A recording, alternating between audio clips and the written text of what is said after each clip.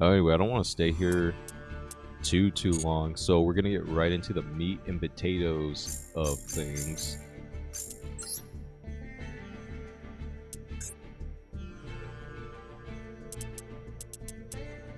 There we go. These are a couple wins we had. I mean, I suppose we can start here.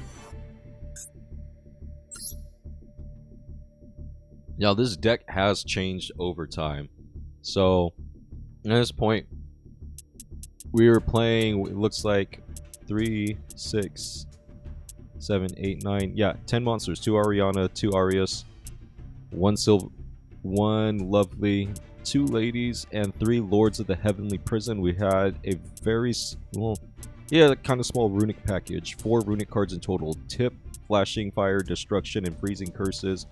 We had 1 copy of the Labyrinth Field Spell, 1 copy of Pot of Duality, because even if Prosperity and Extravagance were legal in Master Duel right now, we still do rely on our extra deck.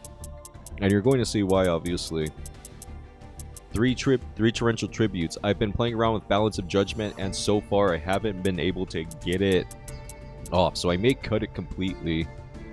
2 D Barriers, 3 Storm Dusters, 2 Trap Tricks. Because it is a hard once per turn effect. I don't want to see multiple copies of it in hand. Otherwise, you're kind of just screwed at that point. Same thing with Ice Dragon's Prison. Hard once per turn. Same thing with Welcome Labyrinth. Hard once per turn. Although, recently I have gone up to 3 copies of it. You're going to see that later. 3 Daruma Karma Cannon. Not a hard once per turn. You can activate as many as you want in any given turn it's live. 3 Big Welcomes, because my whole logic behind Big Welcome is that, yes, it is a hard once per turn. However, it is good to see it in your opening hand. It's a card you want to see in your opening hand, as a matter of fact, given that we don't have a ton of draw power in this deck. 2 Weightbridge, even though it doesn't have a once per turn restriction on it. It's a card you can activate multiple times in a turn, and sometimes, especially nowadays, our opponents have some pretty decent recovery.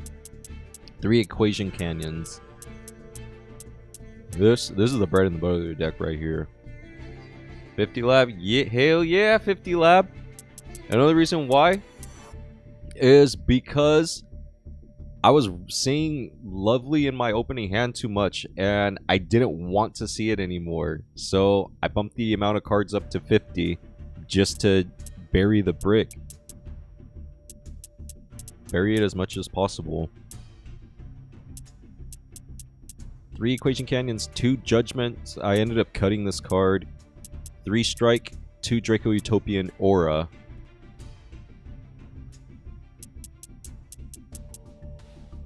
Bro, too lovely is crazy, man. I cannot. Yeah, this is the word. This has always been. Every time I've opened up with Lovely in hand, my immediate thought is, I really wish this is something else.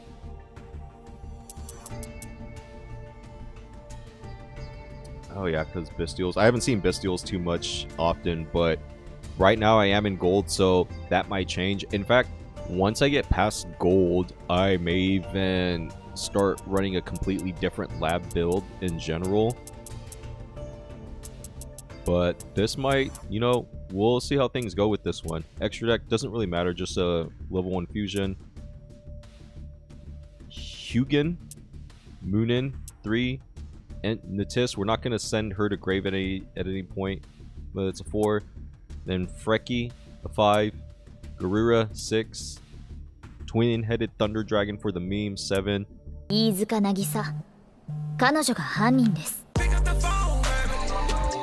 The XZ's monsters, I've just stuck with 2 1s, 2 2s, 2 3s, and 2 4s. I've been seeing some builds of Math Lab, specifically by Joshua Schmidt, and there's another guy who took a Math Lab deck to some regional or something, and they actually had rank 6 XZ's monsters that you could make with Arias in case it ever came up. I haven't touched. You haven't touched the game since last stream? I can't even remember when the last stream was. Today I learned about Math Lab Runic Josh. Yeah, of course he threw in the Runic cards. Hey man, have you seen a Blue Eyes deck with Bestials? I believe I have, but it was a while back, and I believe I saw it in the TCG format. I haven't seen it in Master Duel, but yeah, that's the thing, and they do synergize really well with each other. Let me at this. What, you want to play against this later? I've given myself an hour, so after we see the replays, we can... Alright, after we've gone over the replays, we'll do a little demonstration for the class. Oh! Oh, shoot. Okay. You have Blue Eyes. And you know what? Well, one.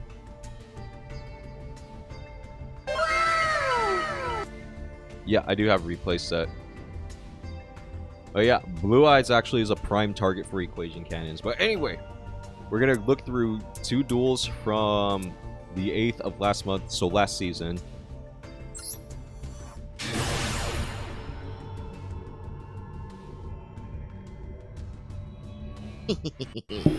Well, class is in session now, folks.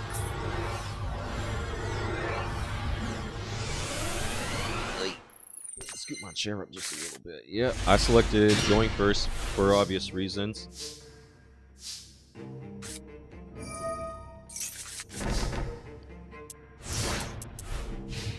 I'm just gonna go with a strong set 4. If we get our back blown out, it's all good. But we're not going to. Special summon Unicorn Search Birth. I just let them cook here a bit. They did the Fiendsmith jump scare right here. Added Tract. Activate Tract. Add Lurie and discard it. I'm gonna special summon it. Alright, here. I can't remember why I activated Big Welcome. I couldn't tell you guys why I did. They activated Max C. That's totally fine. If you're gonna play Trap Lab, don't be afraid of Max C. Don't be afraid of Ash Blossom. Alright. Now I remember. So I figured they needed Lurie to go into the Link 1 Fiendsmith monster. And my whole thought process in this match was, at that moment, was let's get this guy to burn through their resources. What's his name? Morin Fen? Morin Fen? I think that's what it says. Anyway. Yeah. So now they have to activate Engraver from the grave, shuffle back Lurie, special summon it. And then they're going to go into... Oh, they actually sent a Rescue-ACE trap card to summon Bellstar and get the original Sinful Spoils out. Of course they were going to activate it. So, use Heavy Storm Duster to immediately destroy that. And Birth in case they wanted to like normal summon a 7 in hand. So now they can't special summon their Snake Eye monster. We're going to activate Waybridge, forcing them to send 2 cards to grave. And they're going to banish Garura. They probably were looking at my extra deck like, what the heck is this guy doing? And they just banished Garura because they thought it was going to be important for it. Waybridge, yes. Yeah, one heck of a back row we opened up with here. Darkblade 666. Thank you for the follow. What deck are you playing? Yes, opponent, exactly. Yeah, Heavy Storm Duster. The reason I've been running Heavy Storm Duster in Labyrinth builds is just to counter Yubel specifically. And I don't know if it's me or if it's actually the metagame, but a lot of the decks I run into usually have some sort of continuous spell card or a field spell card. So ideally, I like to activate Storm Duster when they activate a field spell card or something. You destroy it, and And for field spell cards and continuous spell cards specifically, if you pop them in the middle of the chain, they can't resolve. And yeah, this guy has every engine in their deck. They end up setting one, and on the end phase, I activated Lovely. Yes, I could have activated earlier, but I didn't want to give them the draw which they're going to get. Because that draw, it could have been Thrust, it could have been Talents, and it could have given them some advantage. So we activate it in the end phase just to play around cards like that. They like to pop up when you least expect it. Those are two cards that I respect.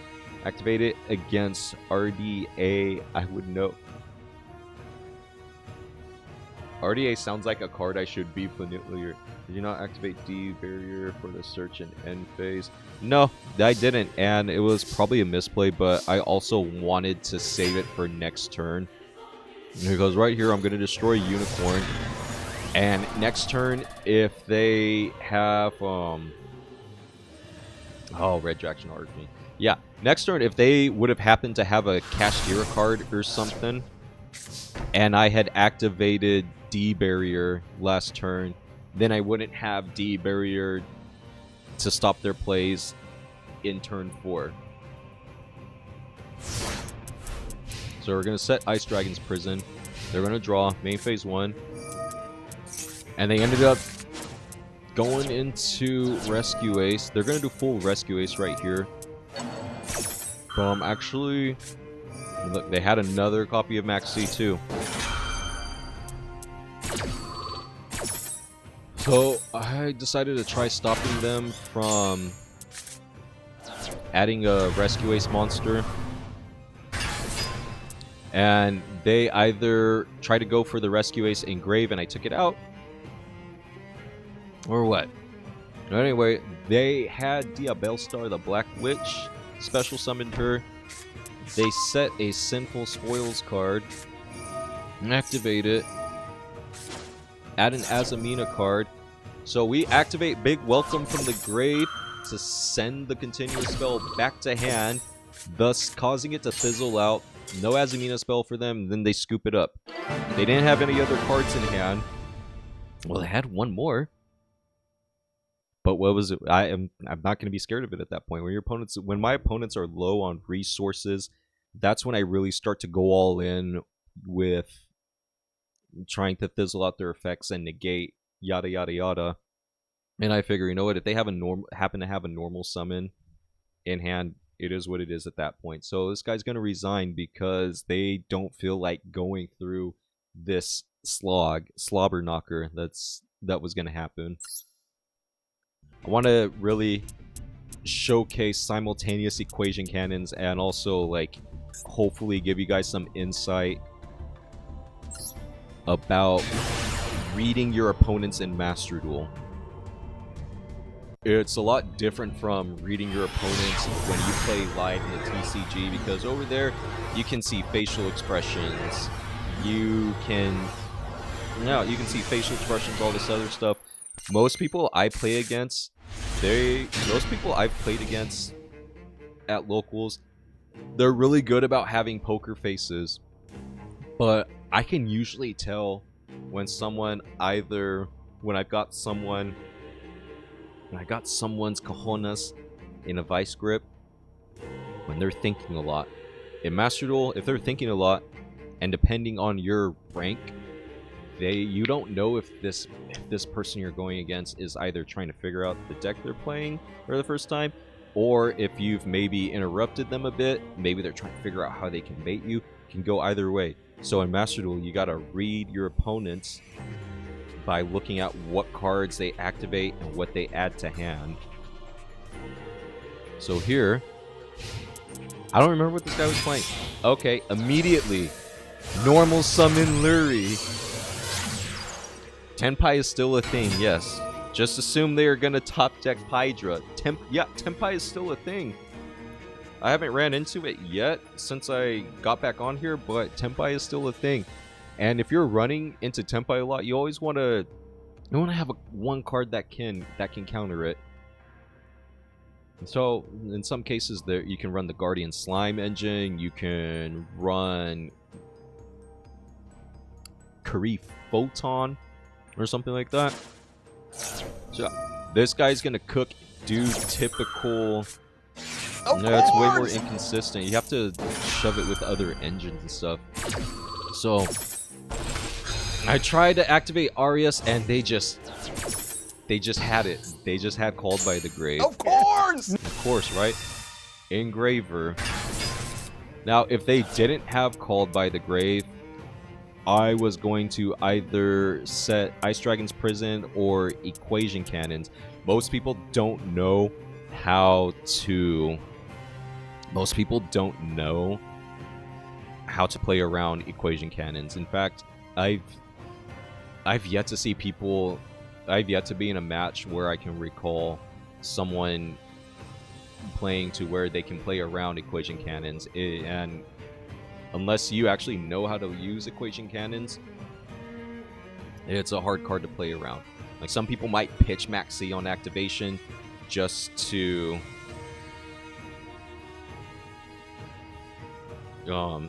kind of fudge with the numbers on the board and in both players' hands. Yeah, we're gonna target Engraver, and they ended up not doing much for some reason. I don't know why. They ended up just targeting Engraver and equipping it with Requiem.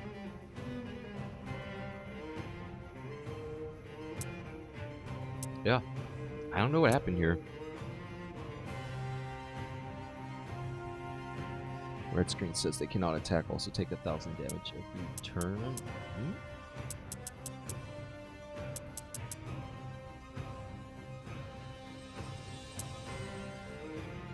Yeah, so they ended up just ending on whatever the heck this was. So, very basic back row stuff. Reveal, Lord, set 4. And boom, this guy was on Fiendsmith Yubel. I can't read their name because it's in kanji and or Chinese. Let me see what that trap is back there.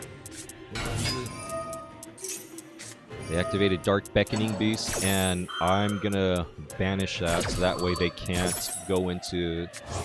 My idea was to make sure they can't go into, what is it, Phantom of Yubel later on. Because they would need a Yubel monster and I believe a Fiend monster with 0 attack, 0 defense. And Dark Beckoning Beast has just the exact stats in order to go into it. And it's a shame I can't look at their extra deck right now, even though it's a replay. Anyway, they add opening of the Spirit Gates. And then I activate D-Barrier so they can't go into any fusions. And then right here, I saw they added opening of the Spirit Gates. Last turn, they kept these 2 cards in hand. So at that point, I was assuming that those 2 cards were probably hand traps, which weren't going to do much against me. And right now, we're going to do the math.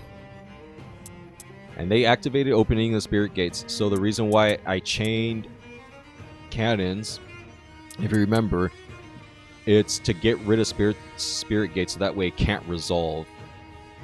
Because immediately when it's activated, they add 1 card listed here. And we're going to do the math really quick. They got... No. Where is it? 2 cards in hand. 3 in back row. That's 5. 1 monster. 6. The field spell. 7. I got 2 back row. 9. 1 in hand. 10. 10 minus 6 is 4. No resolution. Send 2 rank 4s. 6 minus 4 is 2. So we send our 2 rank 4s and our 1 level 2 fusion monster, Hugin. And that gives us the right condition to fully resolve cannons. We select Engraver, which is a 6. Return the 4. Return the 2. And it's gone.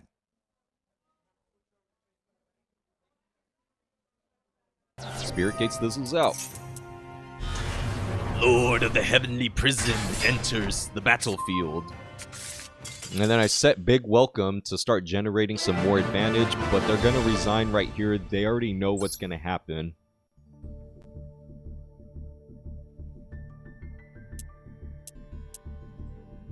So, we can actually...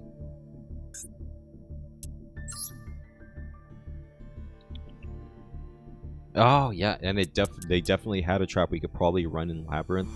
Escape of the Unchained, which would require me to run an Unchained engine, which I've been considering. And 3 copies of Imperm. I like Solemn Strike and Utopic Draco Aura a little bit more than Imperm, but it's, in my opinion, it's good in any Labyrinth build you have, especially if it's a going second Labyrinth build, because yeah, that's a thing. Here's some more recent stuff.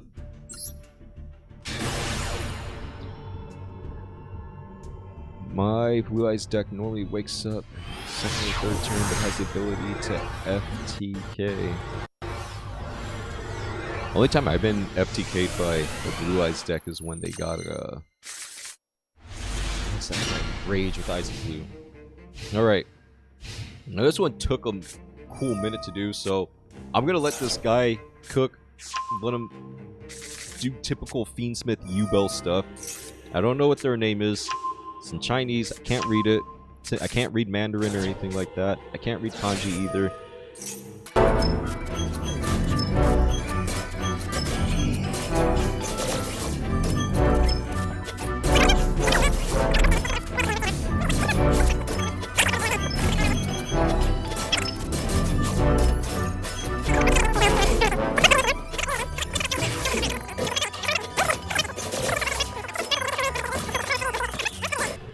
Okay, sweet. We're in the end phase. And set everything. I didn't activate Ariana because I would have been here for a cool minute just watching this guy resolve a bunch of cards and do wombo combos and stuff like that. So I was like, you know what? We're gonna activate the Unchained Trap, destroy a useless card I had back there. Balance of Judgment, which, funny enough, in theory, I could have actually got it to go off in this match just because of the difference in cards my opponent had on the field and the cards I had on the field and in hand. So, right here, I'm actually going to let them go off more and go into the battle phase. And this is when we had to be really careful, because they got a negate and pop right here. They got a negate, or it can negate a number of face-up cards on the field equal to the total link rating of link monsters equipped to this card, which would be 2, so they could negate 2 face-up cards on the field. This only works for monsters, so I wasn't too concerned about it. I also had to consider how many cards were everywhere too, so that way we can get equation cannons to resolve. So the first thing I do is activate Ice Dragon's Prison. Target a Fiendsmith monster to try and banish a Fiendsmith monster. They don't want that to happen, so of course they're going to activate Varudras. Then next, I activated Waybridge to send all of those except for 1 card to the graveyard. That's something I know they didn't want to happen either. Like, any reasonable person would not want that to happen anyway. So, it's going to force out Desiree to negate. Since they selected their negate targets, I don't want any of my cards popped. Going to activate Freezing Curses and target Varudras, negating its effects now. So Freezing Curses resolves, and we hit the second copy of Engraver that they had. Or one of the copies of Engraver that they had anyway. Yeah, they shuffled the one back in the deck earlier, I forgot. So we hit one of the Engravers. We lose. Waybridge doesn't go off, that's totally fine. Varudras gets negated. Ice Dragon's Prison is negated too. Don't care. Then we flip Equation Cannons. Cards everywhere right now. 1, 3 in back row. 4, 5 monsters on the field. 4, 5, 6, 7, 8, 9. The field spell. 10. Plus the flipped cannons. 11. And the Ariana in hand. 12. So, banish 12 minus 9 is 3. Banish 2 rank 3s. 9 minus 3 is 6. And so we sent the 6. Now we return those. And it's gone. And they still had some follow-up, which had me a little concerned in this match. I was like, darn, that was so funny, but I don't think it's going to work out this turn. So they're going to go through with their recovery, activate Nightmare Paint, do typical Yubel stuff, get another copy of Samsara D Lotus in hand, so they can follow up for the turn after next turn. Get Yubel. Samsara comes back on the field. It's going to get tributed. And so that way they can keep Yubel up.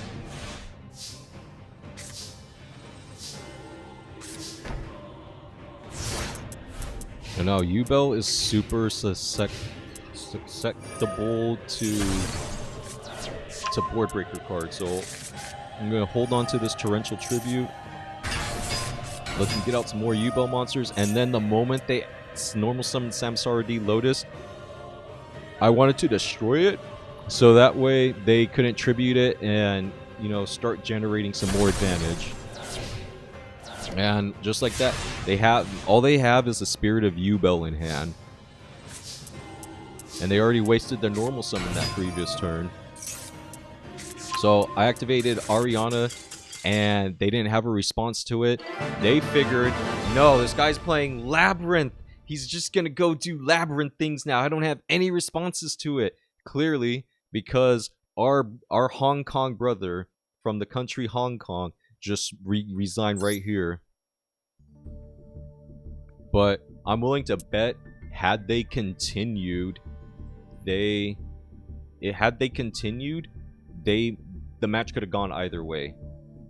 But sometimes you run into those matches where you can see a total slogfest coming up, and you don't want to, and you're like, you know what, screw this, I want no part of this, get me out of here, which is fair.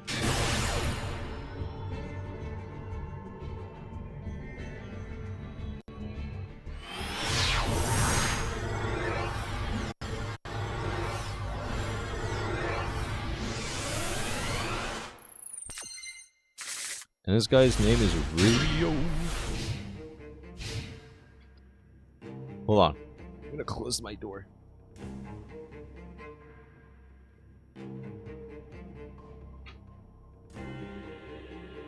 Okay. So, this guy here was actually playing True Draco. Just typical True Draco stuff.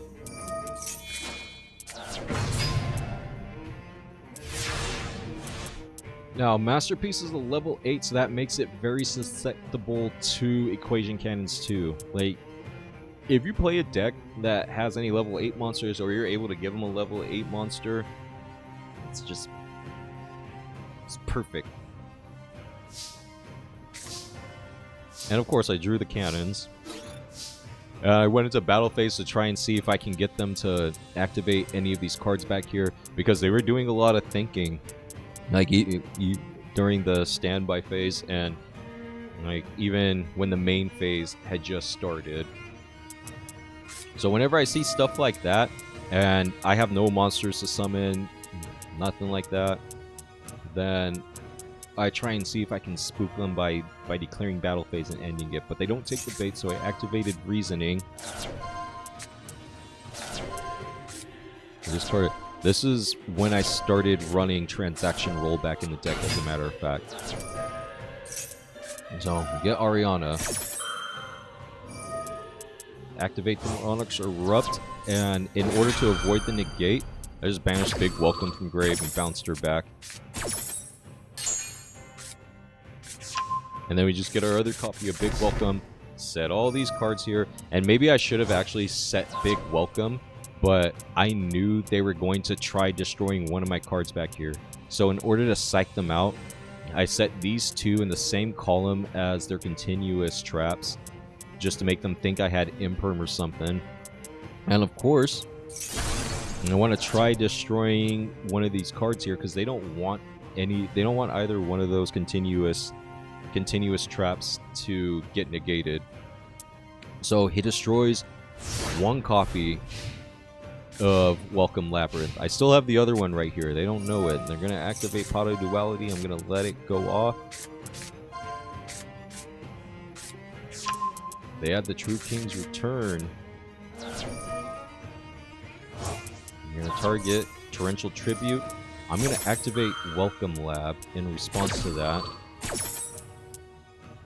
Because look, I just psyched you out. You thought you had me, but you didn't. So he's going to try and attack my girl here, but I'm not going to let that happen either. We got 3 in back row over there. 1 monster, 4, 1 monster, 5, 2 in back row, 7, 8, 9. 9 minus 8 is 1. 8 minus 1 is 7. So we sent the 2 rank 1s and twin-headed Thunder Dragon. The goat, by the way, based like Gary here. Gary's gonna follow me. Shout out to Gary. Thank you for the follow.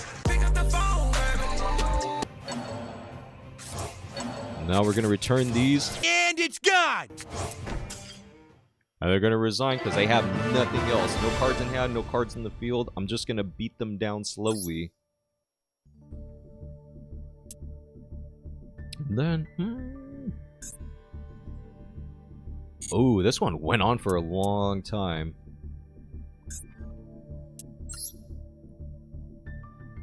Oh, you know what? Okay. This one went on for a cool minute, and I'm going to play it anyway. And in the interest of time, I'm going to skip these 2 replays. Like, these were good because it's good to see. If you want to get better at Yu-Gi-Oh! Or any trading card game or any sort of competitive game in general, it's always good to save your losses and look back at them to see what you did wrong, or if maybe you were just screwed right from the gate. Yeah, this one, it's 11 turns. It's against a Live Twin Spright deck, which is really tough because once we start getting... once we start getting to monsters with levels from 1 to 4, Equation Cannons kinda drops off in its effectiveness, and it's much harder to get off. But do I run in the lab deck? Yeah, and I should show you guys the profile for this one, as a matter of fact, because... No, not... Go back. Yeah, this is when I went from 50 cards to 55 cards, because I wanted to start running Reasoning to hopefully get Rollback in grave, just to activate more traps from the grave.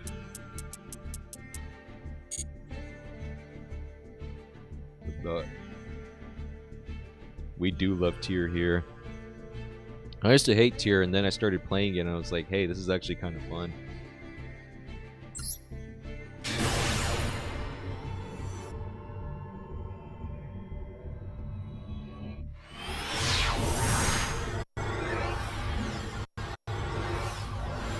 Yeah, in this deck specifically, off the top of my head, we're on D Barrier, Soul Drain, because it was just a way to stop graveyard effects from going off, specifically with monsters. Of course, the big welcome and welcome. As a matter of fact, if you still go around, Lauren, I'll show you the full profile for this. So we set fort. I was really confident here because I was having a blast resolving Equation Cannons, and then they normal summon the Live Twin Kissy Kill and the special Spright Jet, and I knew, I was like, wow, this is gonna be really tough.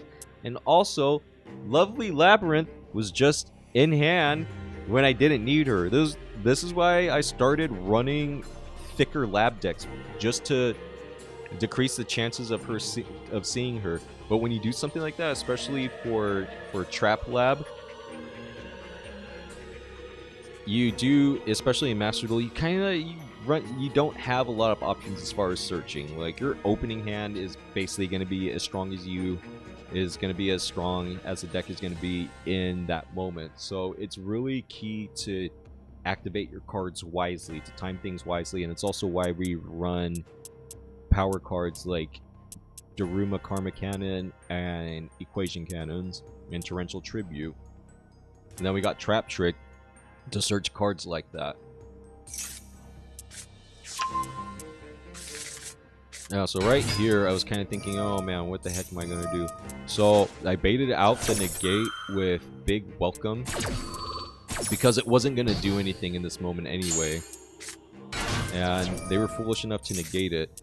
And right here, I thought they were going to go into Gigantic Spright, which they should have done. But once they got the 4 level 2s on field, they just set all of them face down, hoping they didn't have any, well, knowing they didn't have anything else other than the Spright starter, which they didn't activate. And they didn't activate it for some reason. And instead, they just set the 2 back here and pass. And so I set Daruma Karma Cannon, and then I set Welcome Lab just to get the ball rolling with this.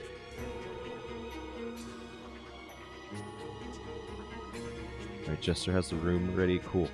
Alright. So summon Lady. Just that way we can set more cards. At this point in the match, I wanted to start setting more cards that would actually help us against this deck. So stuff like Ice Dragon's Prison,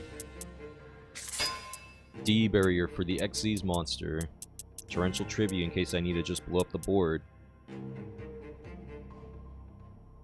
Made a new deck, so I extended the timer a little. Is that fine? Yeah, of course. Sweet. Alright,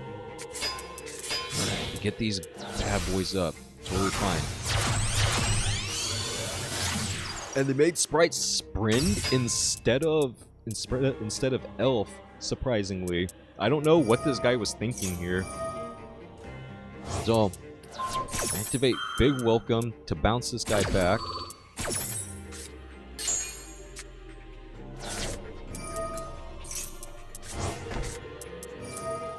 And then they send a level 2 to trade, and then they activate Spright Starter. Maybe they were, I guess they were just holding on to it for this turn instead, rather than overcommitting possibly. But they may have actually won the match if they used it earlier. So then they link these 2 off to go into the Evil Twin Link monster. They get Leela out on the field, and immediately we're gonna set them face down. They're gonna banish a card that I control, and for some reason they didn't banish Lady Lab, which surprised me. And I don't know why her effect to set 1 didn't go off, but it's kind of whatever at that point. What's up? Hang on, there's a falcon outside, guys. There's a falcon out. False alarm. It was actually a hawk. Tyr, thank you for the follow. Okay. Let's get back to this. Get her engraved. So we have a target for Ice Dragon's Prison. Draw, standby. And set 1. They got 1 card left in hand. They obviously don't have anything. Otherwise they would have... If they had anything to start generating advantage, they would have activated it by now. So I'm kind of counting my blessings and going all in at this point. But immediately they activated Light Twin Kisi Kill. They need the Leela monster. They need 2 monsters, including a Kisi Kill or Leela monster, in order to go into their links. So activate Ice Dragon's Prison, get this out, banish those 2, and we're gonna leave them stuck with just the Leela monster. But they can still special summon a Kisi Kill from the hand or deck, so I activated Torrential Tribute because they seem to not have anything in hand in the first place, and they had Triple Tactics Talent, Draw 2, which sucks. Don't ask me why I set before the battle phase. And the 2 cards they drew were obviously nothing to be too concerned about in the first place. And then our opponent's hubris got in the way because they flipped GG easy as if they were gonna come back at this point. And I knew here I had to win by any means necessary. 2 cards in hand. We know it's not going to take much to stop them. We still have the not live equation cannon set on the field, so we got some protection for Lady Labyrinth at that point. We're going to send her back to the hand. They're going to normal summon Leela, go into Spright Elf instead this turn, and then I'm going to activate Solemn Strike because I'm guessing that card is dead. It's a dead card. It's nothing. Maybe it's Triple Tactics talent, so on the end phase, I'm going to special summon Lady. GG easy.